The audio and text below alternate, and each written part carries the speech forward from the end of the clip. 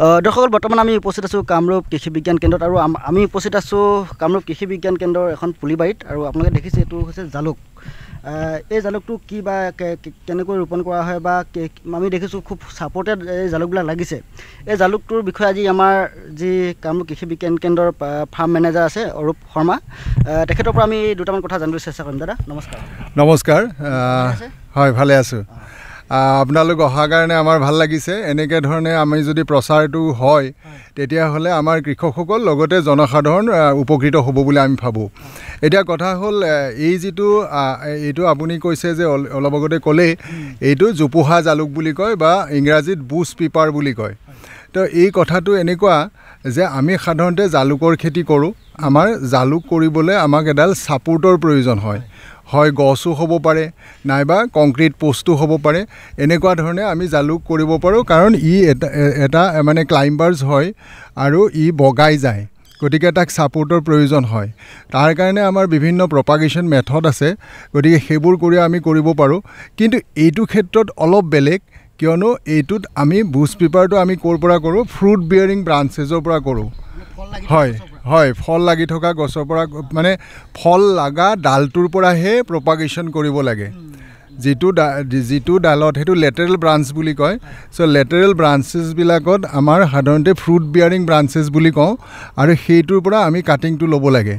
2টা বা 3টা গাঁঠি থকা কাটিং আমি লওঁ, আৰু এই কাটিংটো লোৱাৰ পিছত আমি কি কৰোঁ, তাক ব্লাইটক্স বুলি এটা ফাংগিচাইড আছে, এইটো কপাৰ অক্সিক্লৰাইড। গতিকে তাত আমি 5 মিনিটৰ কাৰণে আমি ডুবাই ৰাখোঁ। হয়।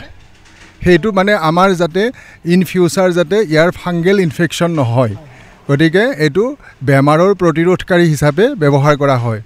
আৰু তাৰপিছত 5 মিনিট পিছত উঠাই পেলাই আমি কি কৰিব লাগে, এটা মানে ৰুট ইনিচিয়েশ্যনৰ কাৰণে, মানে শিপাটো সোনকালে অহাৰ কাৰণে আমি এটা ৰুটিং হৰমন দিওঁ। আৰু সেই যিটো মাটিৰ তললৈ যিটো মানে মূৰটো যাব, সেইটো স্লেণ্টিং কাট থাকে, তাত আমি সেই ৰুটেক্স বুলি এটা পাউডাৰ, ইণ্ডল বিউটাৰিক এচিড IBA বুলি কয়, সেই হৰমনটো আমি লগাই দিওঁ।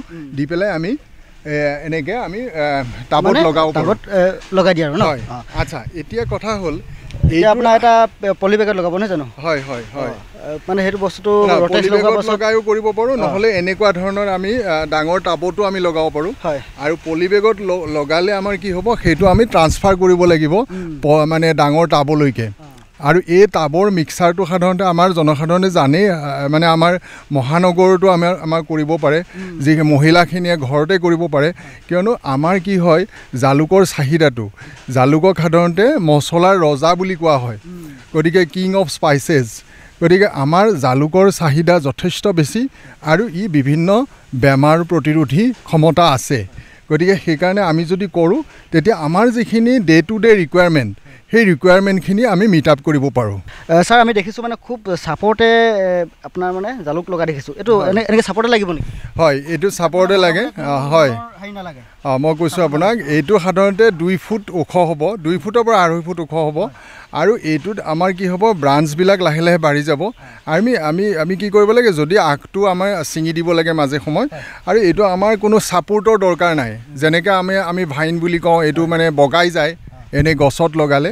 কিন্তু ইয়াৰ আমি সদায় ফ্ৰুট বিয়াৰিং ব্ৰাঞ্চেছৰ পৰাহে কাটিংটো ল'ব লাগে, আৰু তেতিয়া ডেফিনেটলি আমাৰ এনেকুৱা বুচি হ'ব, মানে বুছ পিপাৰ বুলি যিটো কওঁ আমি। হয়, জোপোহা জালুক হ'ব। আৰু এইটোৱে আমাৰ কি হয়, আমাৰ আজি অকল গাঁও অঞ্চলতে নহয়, মহানগৰত, কিয়নো আজিকালি ফ্লেটৰ বাসিন্দা বেছিভাগ মানুহ। হয়, আৰু এতিয়া আপুনি আজি ভাৰতৰ অন্যান্য ঠাইত যদি যায়, তেতিয়া দেখিব আজি জন্মদিনৰ শুভেচ্ছা দিবৰ কাৰণে এনেকুৱা ধৰণৰ এটা টাবেৰে সৈতে জালুকৰ মানে এটা বুছ পিপাৰৰ এটা দিলে।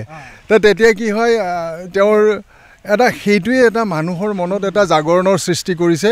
আৰু এই জাগৰণে কৃষি বিপ্লৱ যিটো হৈ আছে এতিয়া, কৃষিৰ ক্ষেত্ৰত নতুন প্ৰজন্ম আহিছে, সেই নতুন প্ৰজন্মই বিভিন্ন ধৰণে আগবাঢ়ি আহিব, আৰু তেওঁলোকে মানে অৰ্থনৈতিকভাৱে স্বাৱলম্বী হ'বলৈ সক্ষম হ'ব।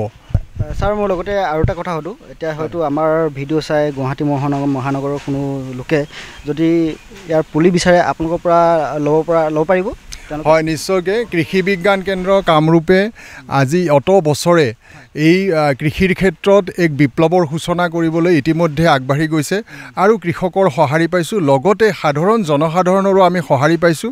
আৰু এতিয়া আমি ভাবোঁ গুৱাহাটী মহানগৰখনত যদি আমাৰ গোটেই সমূহ ৰাইজ যদি আগবাঢ়ি আহে, এই জালুকটো, এই বুছ পেপাৰটোৱে কিন্তু মানুহৰ নিজৰ যিখিনি প্ৰয়োজনীয় পৰিমাণ সেইখিনি মানে হোৱাৰ উপৰিও আৰু তেওঁলোকে মানে বিক্ৰীৰ কাৰণেও চেষ্টা কৰিব পাৰিব এটা সময়ত। গতিকে আমাৰ ইয়াত পুলিৰ মানে এভেইলেবল আছে। আমাৰ পুলি প্ৰয়োজন যদি হয় তেতিয়াহ'লে আমি দিব পৰাকৈ আমি সক্ষম। কৃষি বিজ্ঞান কেন্দ্ৰ কামৰূপৰ লগত যোগাযোগ কৰিলে তেওঁলোকে এইটো পাবৰ কাৰণে সক্ষম হ'ব।